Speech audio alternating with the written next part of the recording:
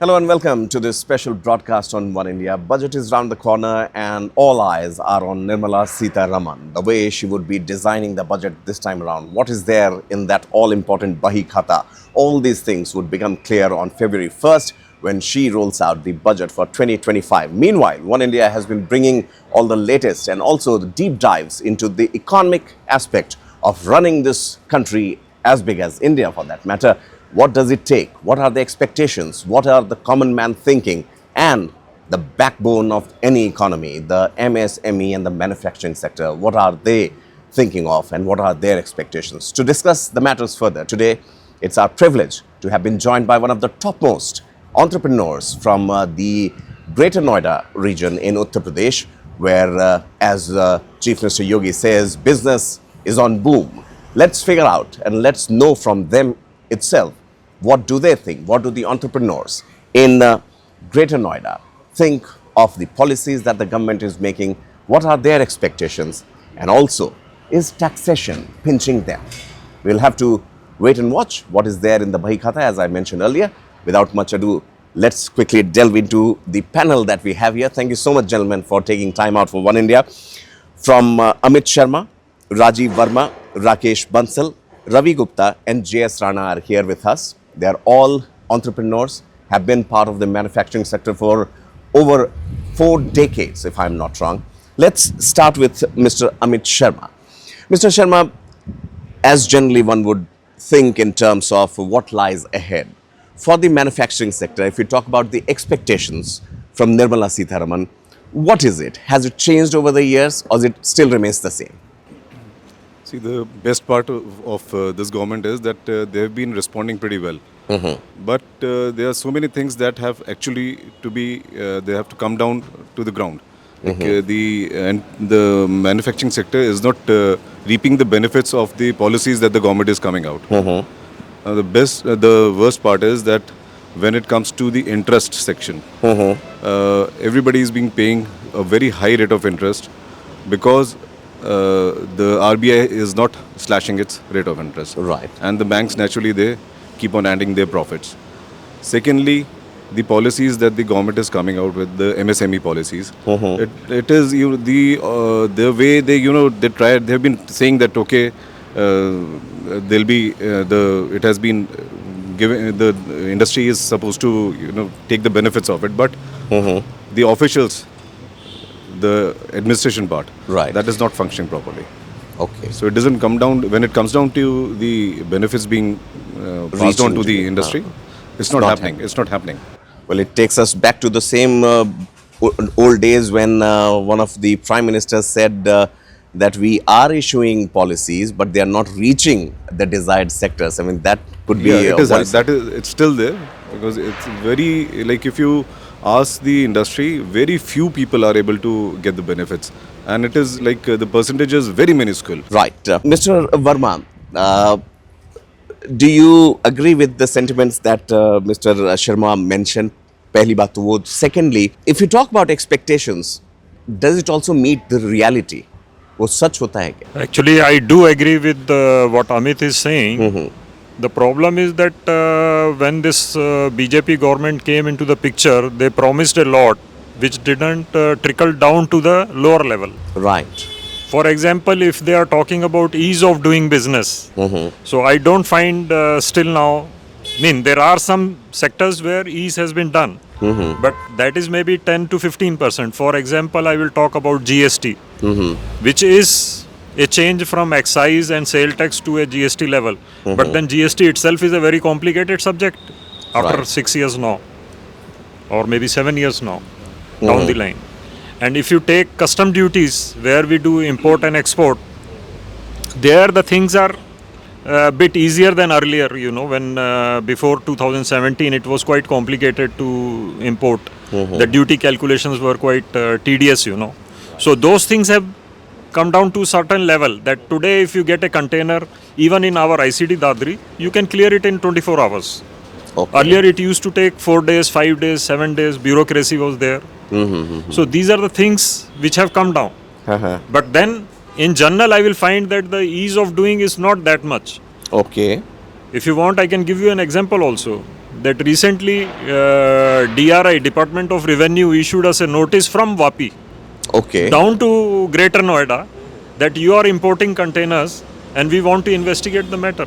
So this is not ease of doing business. Oh, okay.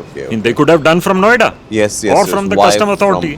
Why should we do from Vapi? Right. It's a concerning trend, then I would say, as easier as it appears to the naked eye. Mr. Rakesh Bansal is there with us. Mr. Bansal, obviously, when it comes to running a business, and ease of doing business appears to be one of the easiest terms that one could coin. What other difficulties, apart from the fact what Mr. Sharma and Mr. Marma mentioned, would you associate with running an MSME sector? MSME sector किसी भी country की economy का backbone होता है जी. और MSME को सबसे पहले एक ज़मीन की इंडस्ट्री लगाने के लिए लैंड की ज़रूरत होती है, फिर फाइनेंस की ज़रूरत होती है, उसके बाद उसको बाज़ार की ज़रूरत होती है। आजकल क्या हो गया है कि हर अथॉरिटीज़ जो गवर्नमेंट फॉर्म कर रही है जी. वो एक इंडस्ट्री को प्रमोट ना करने के बजाय वो जमींदार बन गई है। जो जमींदारा प्रथा हमारे इस देश में पहले चला करती थी, उस जमींदारा प्रथा को ख़त्म करके गवर्नमेंट ने दूसरा जमींदार खड़ा कर दिया है। अच्छा. आज वो ज़मीन, हम पूरा पैसे देने के बाद भी अपनी ज़मीन के मालिक नहीं है। और ये तब है जब हम कह रहे हैं come and invest in Uttar Pradesh. Come and invest in Uttar Pradesh. We are demanding regularly from the state government कि do our land bank free hold जी, कैटेगरी। तो लेकिन कोई सुनवाई अभी तक नहीं हो रही है उसके लिए। दूसरा सबसे बड़ी उसका मुद्दे बात आती है कि हम इंडस्ट्री लगा भी लेते हैं, उसके बाद जो कंप्लाइंसेस हैं डे बाय डे गवर्नमेंट इतनी इंक्रीज़ करते चली जा रही है। आज हम एक कंप्लाइंस के हिसाब से इंडस्ट्री लगाते हैं, कल को दूसरी कंप्लाइंसेस आ जाती हैं, परसों तीसरी कंप्लाइंसेस आ जाती हैं। वी आर बिजी इन क्या कहते हैं कंप्लीटिंग मीटिंग द कंप्लाइंसेस। हम अपनी प्रोडक्शन, अपनी ग्रोथ कब लेंगे? सबसे बड़ी दिक्कत ये आ जाती है हमें। उसके बाद एक जो फाइनेंस की पॉइंट है कि day by day rate of interest जो है इंक्रीज होते चले जा रहे हैं। जो फंड्स अवेलेबिलिटी है, गवर्नमेंट कहती है कि हमने ये स्कीम लगा रखी है, वो स्कीम लगा रखी है, ये तीसरी स्कीम लगा रखी है, लेकिन उसका कितना फ़ायदा एमएसएमई तक पहुंच पा रहा है? एमएसएमई में भी गवर्नमेंट ने डिफ्रेंशिएट किया हुआ है। एमएसएमई अगर एक कैटेगरी है, माइक्रो, स्मॉल, मीडियम, और उसको प्रमोट करने के लिए फंड्स तो सभी को चाहिए, ग्रोथ सभी को चाहिए, लेकिन कहते हैं जी एक कैटेगरी के लिए तो सिर्फ माइक्रो उसके लिए उठा सकता है, दूसरी के लिए कहते हैं सिर्फ स्मॉल वाला कर सकता है, मीडियम वाले को बाहर कर देते हैं स्कीम से। तो अगर किसी को गवर्नमेंट कोई भी स्कीम लेके आती है तो एक पैरेलल प्लेटफॉर्म देना चाहिए, सभी को देना चाहिए। जी जी। ग्रोथ तो सभी को चाहिए और सबको एक ही पैरामीटर से ना नापे, जस्ट कोई किसी को थोड़ी सी ज्यादा कर दे, किसी को कम कर दे, और तीसरी को और थोड़ा सा कम, लेकिन एक पैरेलल तो देना चाहिए ना जी। हाँ जी, कोई स्कीम आई है तो आपको ये चीज अवेलेबल हो पाएगी। Taxation, ease of doing business, land holding, and again ease of doing business. Mr. Ravi Gupta, these three aspects are something that is very real and you face it every day. Is there a silver lining? क्या कोई उम्मीद की किरण इसमें नजर आती है? Is there a possibility? क्या पहले से सिनारियो बेहतर हुआ है? नहीं तो क्या किया जाना? No, definitely the things have improved. The production has increased, and you see the government interference is very less. Inspector Raj is very less. We run our business smoothly. We hardly find inspectors coming to the factories. So you do not. Of course we get the notice. Of course we get the notice, but the frequent visit of inspectors of various departments is no more there. But I feel, this is my experience the last 2-3 years. And then if you talk to the land should be allotted. जमींदारा वाला इन्होंने बात करी बंसल साहब ने, he is very right. It should be given to the deserving industrialist and entrepreneurs, not as a auction. You can't afford to have it. The land value over here is about 70 to 80,000 square meter. You cannot, if you get it through Jamidara system, then you cannot do the industry. You cannot buy, and then afterward the machinery is there, a lot of other raw material, the working capital. It's very difficult. Halanki this is MSME, the backbone of our GDP, and we contribution is very heavy. And my next point is that the rate of interest is very high for the MSME. There should be subsidy. You see, as for the export, 100% export unit, they give a lot of benefit in the rate of interest, maybe 2 to 3% rate of interest. And international market rate of interest is not more than 3%.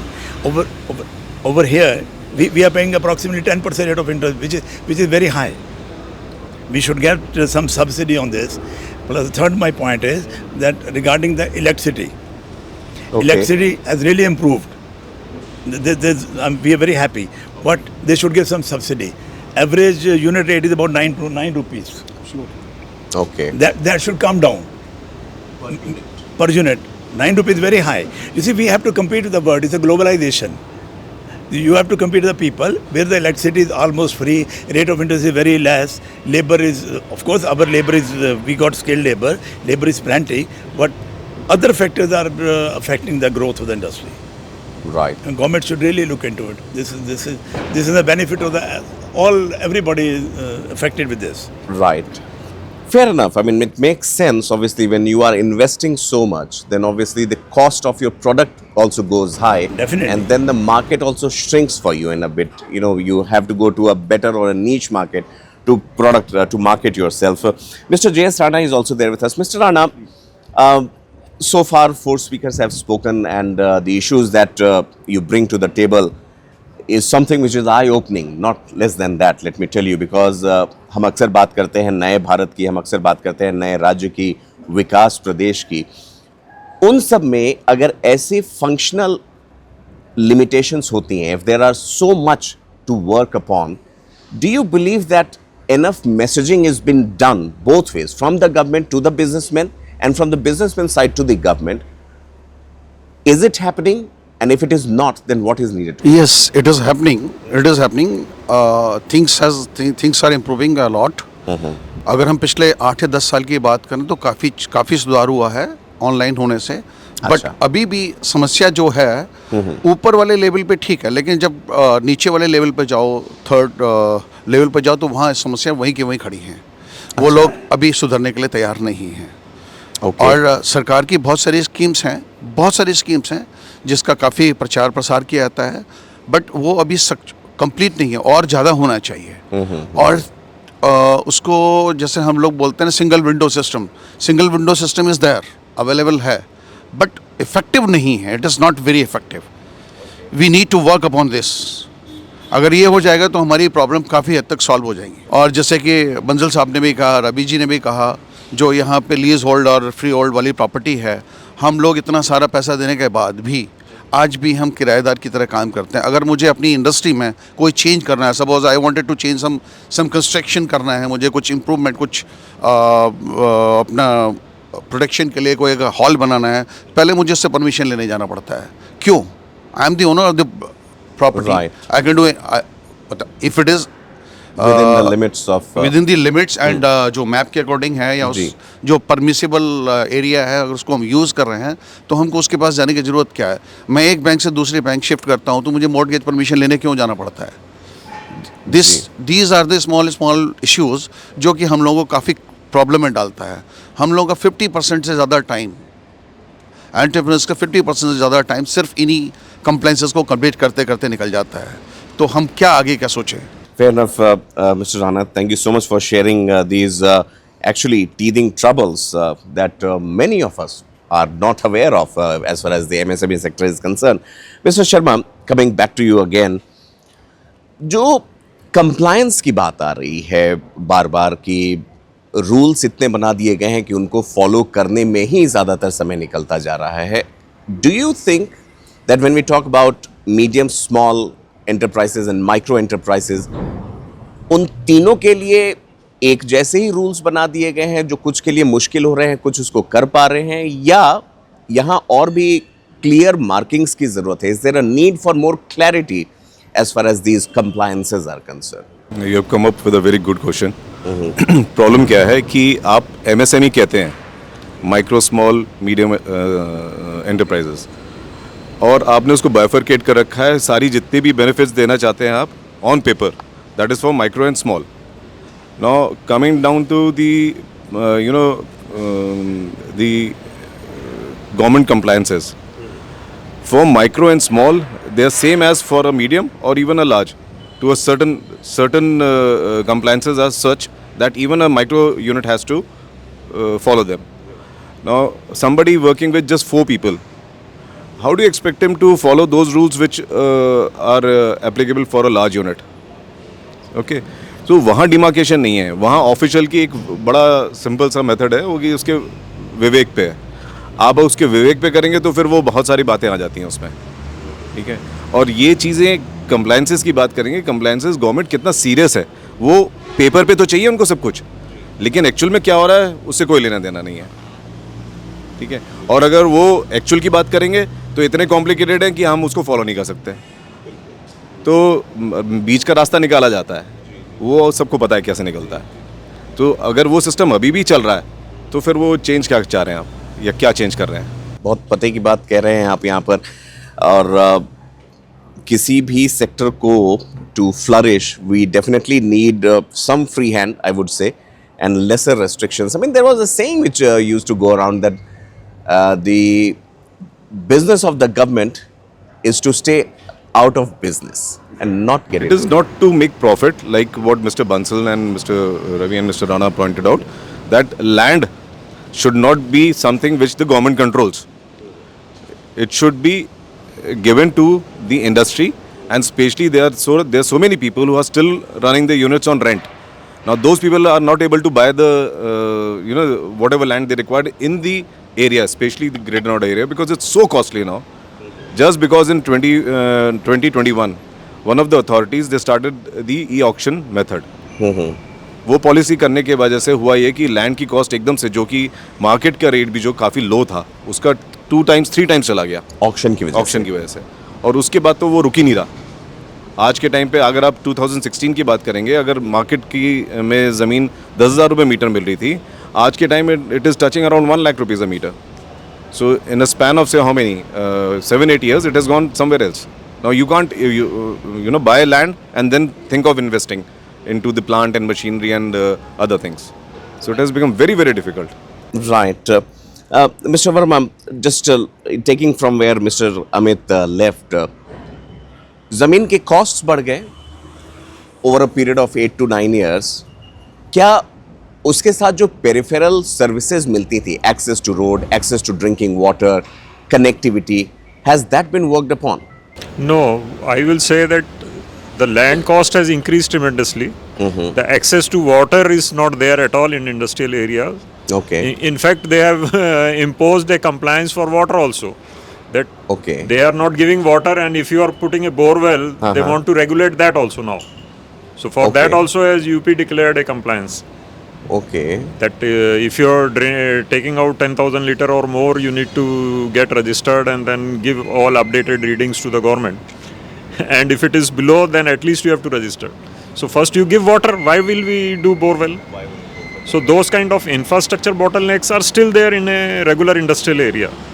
Whereas the cost of land has gone up. What Amit is saying is correct. The problem is that if you are investing so much of money in the land, and I was talking to Ravi also, that after putting plant, machinery, interest cost, financial burden will be so much that there is no interest to run the industry.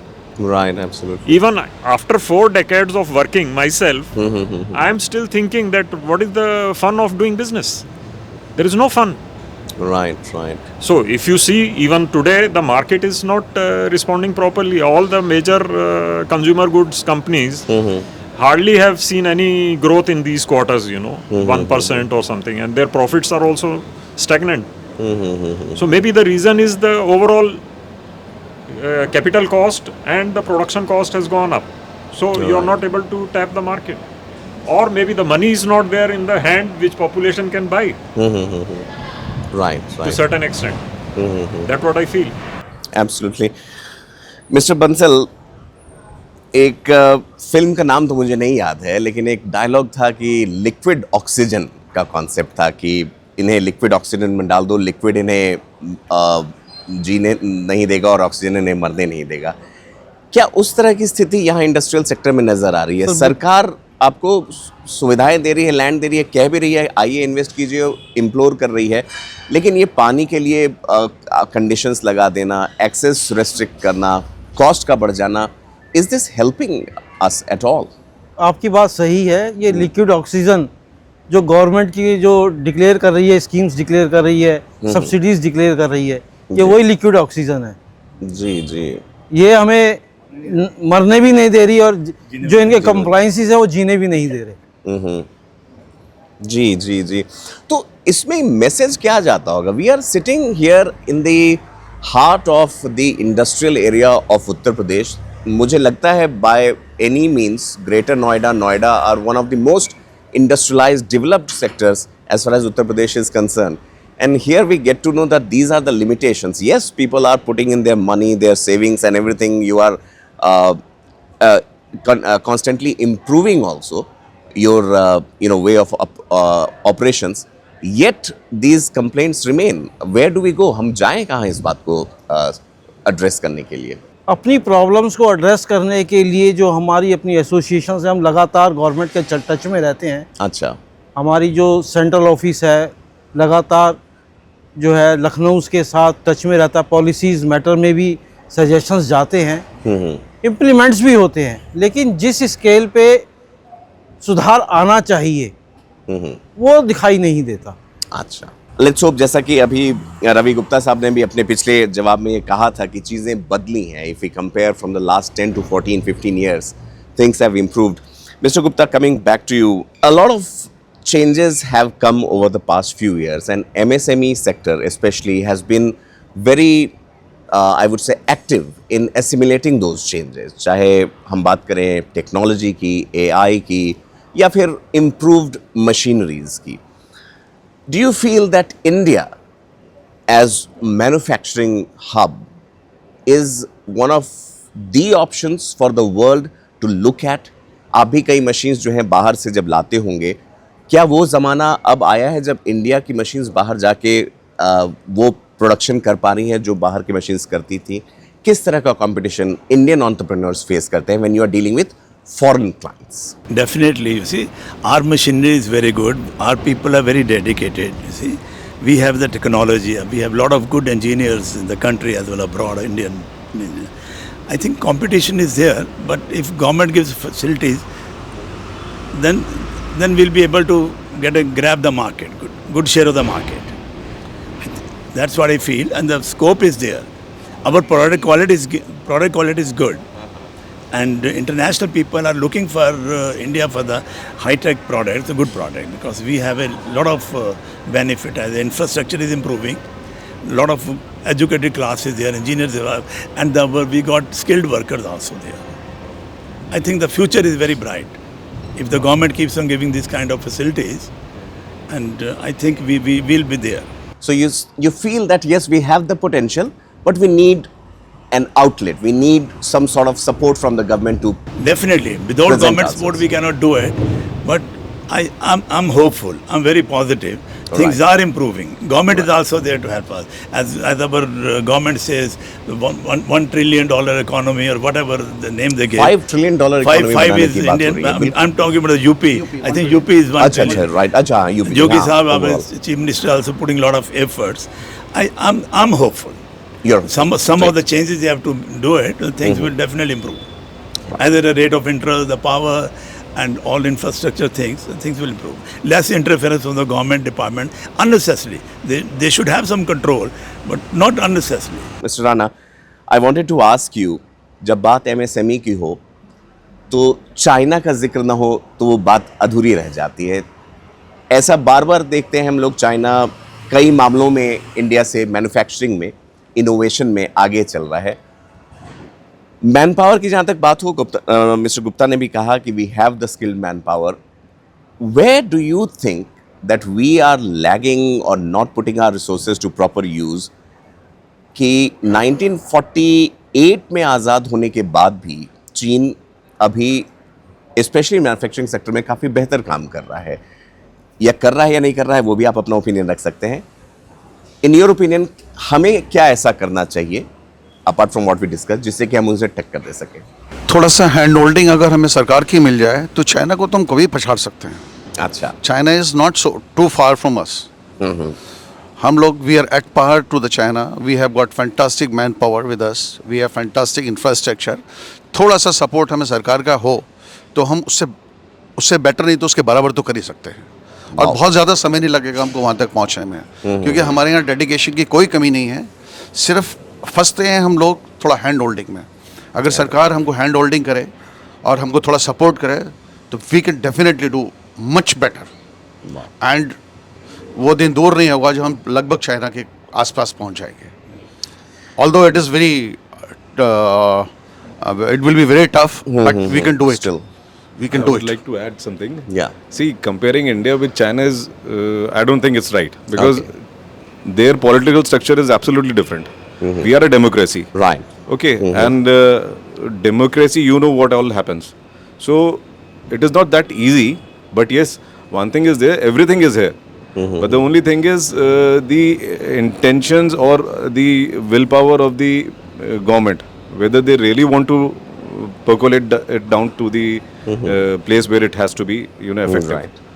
अगर वो कर दे तो बहुत अच्छा हो जाए। जी जी जी। और हमारे यहाँ सबसे बड़ी प्रॉब्लम ये है कि पॉलिटिशियंस आते हैं अच्छे हैं, लेकिन जो एडमिनिस्ट्रेशन वाला सेक्शन है ना, ऊपर वाले तो उनकी सुन लेते हैं, जो नीचे वाला सेक्शन होता है वो उनकी नहीं सुनता है, और सारा काम वहीं होता है। तो आप पॉलिसीज बनाइए, या जहाँ तक एडमिनिस्ट्रेटर्स जो हैं वो बड़े बड़े जो ऊपर बैठे आईएएस ऑफिसर्स और ब्यूरोक्रेट्स हैं, वो उनको पॉलिसीज बना के गवर्नमेंट के साथ डिस्कस करके उसको इम्प्लीमेंट कराते हैं, लेकिन जो नीचे के जो ऑफिसर्स हैं और नीचे के जो स्टाफ है उनका, वो बिल्कुल कोऑपरेट नहीं करता। कॉपरेट नहीं करता है। तो आपका स्टॉलिंग का काम वहीं होता है। ये एक बहुत ही कांस्टेंट मैं कहूँगा और कॉमन रिफ्रेन रहा है बिजनेस कम्युनिटी को लेकर, और मैं चाहूँगा आप इलाबोरेट करें इस पर थोड़ा कि जहाँ तक हमारी और आपकी पहुँच होती है वहाँ तक आपका कहना है कि द सिस्टम इज़ रॉटन, वहाँ गड़बड़ियाँ हैं। ऊपर ज़रूर बातें हो रही हैं, पॉलिसी फ्रेमवर्क हो रहे हैं, आईएएस और जो बाकी पॉलिसी मेकर्स वो कर रहे हैं। क्या ये स्टेट टू स्टेट वेरी करता है या सारे स्टेट्स में आपको इस तरह के नहीं, एग्जाम्पल्स? मेरे को लगता है स्टेट टू स्टेट वेरी करता है। हाँ। और यूपी के अंदर क्योंकि इतने साल से कभी कुछ हुआ नहीं है, at least this chief minister has come and thought about bringing business into this state, and even he started a programme of invest UP, और उसमें MOUs साइन हुए थे, and it was a very successful as far as the MOUs was concerned, and on paper it was beautiful. But अगर आप उसको आज के time पे भी ग्राउंड लेवल पे देखें तो वो मेक इन इंडिया वाला सेक्शन बना हुआ है।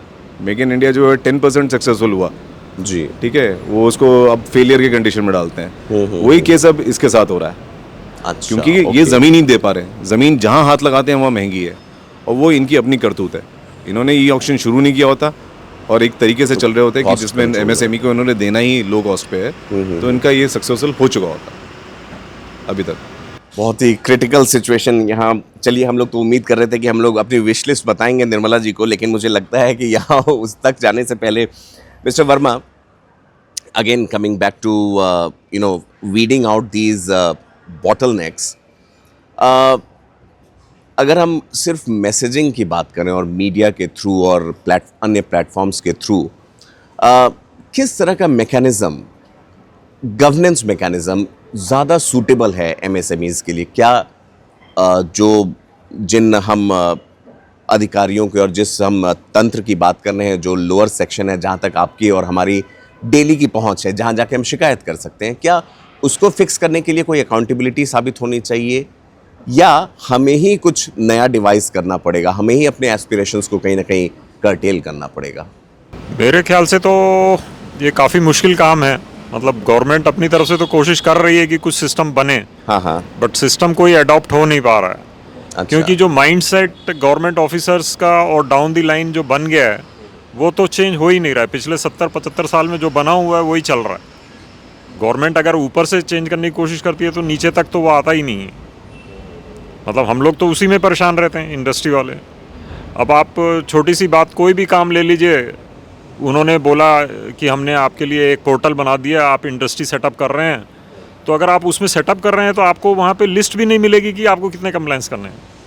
अच्छा, कि भाई वो लिस्ट गायब है, वहाँ हाँ, है ही नहीं, कुछ नहीं है। जबकि कंप्लायंस बहुत ज़रूरी है। हाँ, एक मिनिमम इंडस्ट्री को स्टार्ट करने के लिए जी। स्टार्टिंग फेज में अगर वो आ रहा है तो उसको ये पॉइंट्स हैं जो उसको पूरे करने हैं। और वो कैसे पूरे करने हैं, कहने को तो आपने कह दिया कि 1 विंडो सिस्टम है और ऑनलाइन कर लीजिए, अब आप ऑनलाइन कर दीजिए, फिर गवर्नमेंट ने टाइम लगा दिया कि भाई उसको ऑफिसर को रिएक्ट करना है विद इन 1 वीक और विद इन 15 डेज और विद इन 30 डेज, वो अपना ऑब्जेक्शन दे के अपना काम कर देते हैं, खत्म। Right. तो इसको कैसे सुधारेंगे? देखिए, ये तो मुझे- बहुत ही मतलब जी, कुछ हद तक again if you come to the size and Yeah. Scale of the country, तो मुझे लगता है कि if we can cut them some slack here, कि एक कंप्लायंस भी जो रिक्वायरमेंट, चाहे वो सेफ्टी हो, चाहे प्रोडक्ट क्वालिटी के हो, चाहे अन्य तरीके के हो, I am sure there should be some और would be some good reason behind it, but how far we could comply और कितना उस पर फोकस कर पाएं, ये तो खैर देखने की बात रहेगी। बंसल साहब जी, एक विश लिस्ट में हाँ प्लीज मैं आपका सोचा था एक नेक्स्ट point राउंड मैं में पूरा कर देता हूँ, जो मैं फाइनेंस मिनिस्ट्री से एक्सपेक्ट करता हूँ कि उन्होंने पोस्ट कोविड कारपोरेट्स का इनकम टैक्स तो 22% पे ले आए, तो इंडिविजुअल्स का क्यों नहीं ले आते? इंडिविजुअल्स का भी वहीं लाइए, और वो इतना कॉम्प्लिकेटेड बना रखा है इनकम टैक्स स्ट्रक्चर 1968 का जो चल रहा है। जी Why are we running with 68? Why not with 2000 or something, जो आज से like they did with IPC, उन्होंने Yeah. चेंज किया, अब न्याय संहिता या बनाई उन्होंने। उसको अच्छा, फिर क्या होता है कि वो गवर्नमेंट स्ट्रक्चर सिंपल करती है और फिर उसको धीरे धीरे कॉम्प्लिकेट करती जाती है, जैसे GST. It is again complicated. 2017 में जब लॉन्च हुआ था GST was my best choice, मैंने कहा था I highly appreciate this structure, okay, but now you see it's damn complicated. Right. GST को लेके बहुत ओवर द पीरियड ऑफ कई so many years mister Bansal, lot of opinions have come out. Is there कुछ ऐसा common opinion भी है GST को लेके? इज इट गुड और बैड और इन बिटवीन, या फिर varies from business to businesses? Taxation point of view से जीएसटी एक अच्छा स्टेप था गवर्नमेंट का, लेकिन धीरे धीरे गवर्नमेंट अपने ही उसके अंदर इसको कॉम्प्लिकेटेड बनाती चली जा रही है। अच्छा, फिर दूसरा, जीएसटी को रोल आउट हुए करीब 8 साल के करीब हो गए हैं। तो इनिशियली गवर्नमेंट ने जब कहा था कि जो टैक्सेशन रेट्स रखे गए थे कि अगर एक पर्टिकुलर टैक्सेशन अगर अब गवर्नमेंट को अगर मिलती है तो उसको अचीव करने के बाद गवर्नमेंट इसको जो है ना रैशनलाइज करेगी, रेट्स को कुछ ना कुछ लेके आएगी। लेकिन उस गवर्नमेंट की कलेक्शन डे बाय डे बढ़ रही है, जी बिल्कुल, लेकिन गवर्नमेंट उस तरफ ध्यान नहीं दे रही कि अगर उनकी जो टारगेट अगर गवर्नमेंट का था वो अचीव हो रहा है तो टैक्सेशन को आप उसको लोअर Reduce स्लैब्स की तरफ करें। लेके आइए। जो जिन कॉर्पोरेट टैक्सेस की बात कर रहे थे अभी, सिमिलरली कॉर्पोरेट टैक्स की जैसे वर्मा जी ने बात करी, मैं एक कॉमन टैक्स पेयर की तरफ से बात रखूँगा अपनी, कि एक जो नॉर्मल कॉमन टैक्स पेयर पूरी ज़िंदगी अपनी टैक्स गवर्नमेंट को इनकम टैक्स के हिसाब से देता भी है, लेकिन अगर उसके साथ कोई हादसा होता है, कुछ होता है, तो सोशल सिक्योरिटी के नाम पे उस टैक्स पेयर के नाम कुछ नहीं आता। जी तो कुछ जो टैक्स पे कर रहा है उसके लिए एटलीस्ट कोई सोशल सिक्योरिटी गवर्नमेंट को एक लानी चाहिए। बिल्कुल बिल्कुल mister Bansal, you couldn't have put it better. मैं बहुत ही सहमत हूँ इससे आपको, और सिर्फ बिजनेस सेक्टर के लिए ही नहीं बल्कि मैं कहूँगा किसी भी सेक्टर में काम I कर said रहे common बिल्कुल taxpayer. बिल्कुल बिल्कुल, हाँ, I was just adding on to that. और काफ़ी ज़रूरी है जो सोशल सिक्योरिटी की आपने बात की, and it covers everything, then comes your health, for that matter education also, but that is something मुझे जहाँ तक लगता है इंडिया को अभी वहाँ तक पहुँचने में थोड़ा समय लगेगा। आखिरी राउंड ऑफ क्वेश्चनिंग ही चल रही है हमारी। मिस्टर गुप्ता, कई सारी बातें हैं जो नेक्स्ट जनरेशन ऑफ एंटरप्रेन्योर्स आ रहे हैं, जो स्टार्टअप्स की जब बात होती है, क्या message, what message would you give to them, having spent almost 4 decades into the industry? Should they be looking up to joining a manufacturing sector, or should they be limiting themselves only to a few more comfortable jobs? No, I think they should come up. They should be looking for manufacturing sector. This is a sector which is a job creator. Yes, it is. They are. I think I've talked to many people. They are happy with it, and they are getting a lot of funding also. Maybe venture capital, maybe equity sharing. They are happy. I've seen the young people, the girls and boys of 30s, who have entered into this thing. They are very happy. They are getting a lot of benefit facilities. Maybe the government policy, maybe they know how to get that policy in their favor, and they're doing very good. People, I think the future belongs to them. So it's not all doom and gloom. There is still hope. There is still greener pastures. Oh, there is a great hope. Even the people of the age of 40s, they're also entering into this thing. Right. And there is a lot of good opportunities. You can Right. call any sector. You name it, the co-working or anything. The people are entering in a big way. And there, a lot of money in our country. People are there to invest the money, provided they see the light. They see that they'll be getting the profit. Another thing I would like to add, जैसे बंसल साहब ने कहा that the taxation they should reduce the taxation for everybody. Income tax. You see, the more money will be there, and the economy will grow.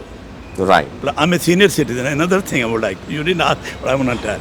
The senior citizen, they are working hard. They are earning the whole of their life.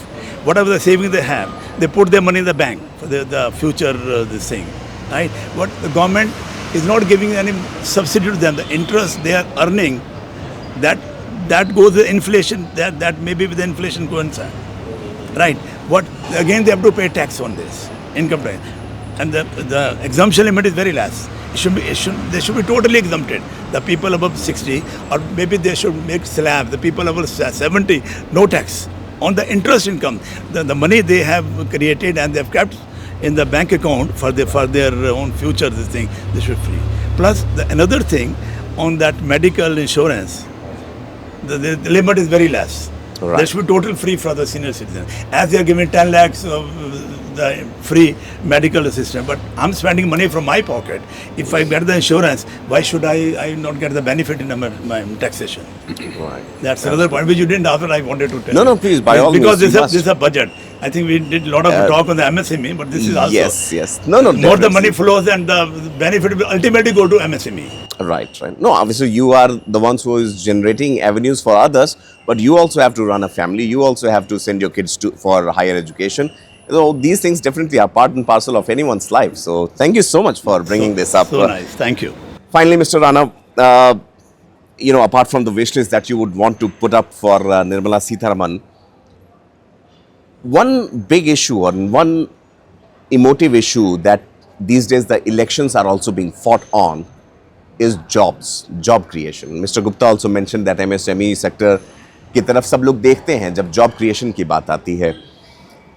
केंद्र सरकार ने भी, राज्य सरकार ने भी अपने स्तर से कई ऐसे इनिशिएटिव्स निकाले, चाहे वो स्किल ट्रेनिंग सेंटर्स की बात हो, चाहे वो इंटर्नशिप की बात हो जो पिछले साल से पीएम मोदी गवर्नमेंट की सरकार ने शुरू की कि हम इंटर्नशिप दिया करेंगे.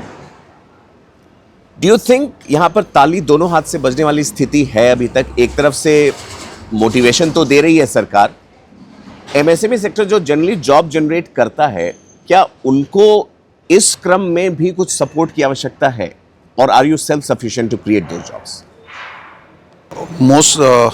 मेरा जो अंदाज़ा है लगभग एमएसएमई 40% से ज़्यादा एम्प्लॉयमेंट देता है.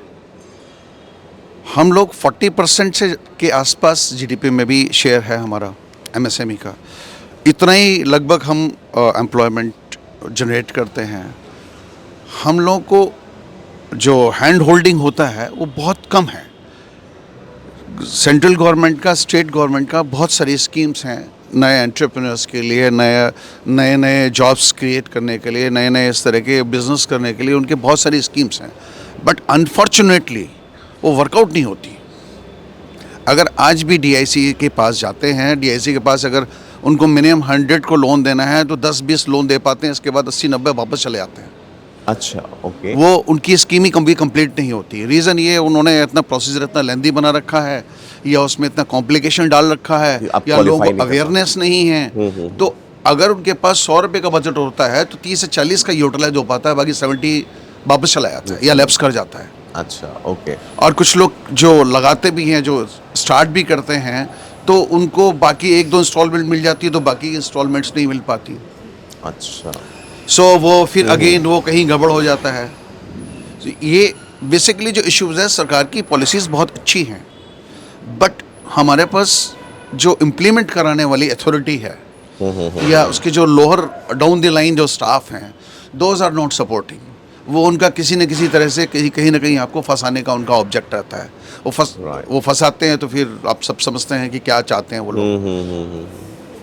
तो this is the major issue. Otherwise schemes are very good. लोग एडवांटेज नहीं ले पाते. Okay. और मेरी विश लिस्ट में मैं भी मैडम से कुछ कहना चाहूँगा. हाँ, हाँ. मैं ऑटोमोबाइल सेक्टर में काम करता हूँ और बेसिकली मैं टू व्हीलर का OEM मैन्युफैक्चरर हूँ. जो 28% GST है इसके ऊपर, that should be reduce to 18% because motorcycle is not a luxury item nowadays. ये एक जनरल, एक आम आदमी की सवारी है, बल्कि एक वर्कर लेवल, सुपरवाइज़र लेवल की सवारी है. तो इसमें कहीं भी कोई ऐसा चीज़ नहीं है कि इसको जो डीलक्स में डाल के इस पर 28% लिया जाए. And two wheeler market was, मतलब इट वाज डूइंग गुड. हमारे पास अगर हम बात करें तो ऑटोमोबाइल एक सबसे बड़ा सेक्टर है पूरी हमारी GDP का. काफ़ी बड़ा शेयर इसके ऑटोमोबाइल के पास है और टू व्हीलर उसका मेजर रोल है, पार्ट है. तो अगर उसका हम GST अगर कम करते हैं तो इससे और ज़्यादा ग्रोथ बढ़ेगी. Chaliye, fair enough. It's a valid point. Thank you so much. I mean, I can't thank all of you enough. Mr. Sharma, Mr. Verma, Mr. Bansal, Mr. Gupta, and Mr. Rana. Thank you Thank so you. much. And one thing is so clear. As I sit here, learn from them, hear their stories, and hear how they rose from their own experiences and have reached at this destination where they can certainly put forward their views and tell the government and tell the management here, the authorities here, that what best can be done. This is an attempt to put their voices to you, to the common man, to the viewers, to the government, to heed them. Years after years, when budgets are made, these voices must be taken into consideration, be it the smaller ones also, be it the bigger ones also. But yes, in between, the MSME sector must be given the due, what it deserves, to be the backbone of a country as big as India. Thanks for watching.